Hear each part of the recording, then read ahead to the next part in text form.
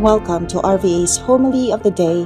Let us now listen to Father Abe Arganiosa as he reflects on today's Gospel.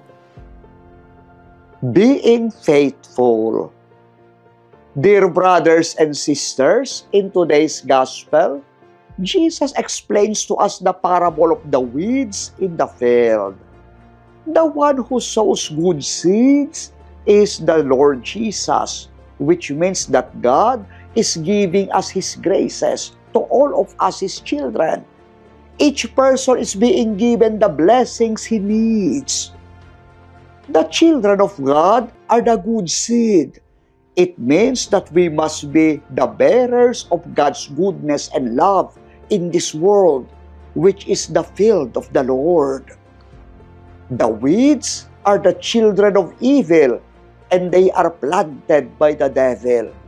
It reminds us of Adam and Eve, who were created by God as good persons, yet they chose to follow the devil rather than the will of God.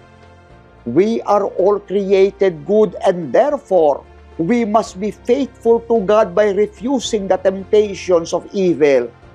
Our choices are important. We must choose God over Satan. Jesus followed up by saying that at the judgment day, the evildoers will be punished. God is love and He is good. But punishment will come not because of God, but because of the effects of our evil acts. Therefore, we must always do what is good and avoid what is evil. The saints freely chose to be faithful to God and to love their neighbors, and in effect, they are now shining like the stars in the kingdom of God. We too will become the same if we follow the way of Jesus, who remained faithful to the Father even on the cross.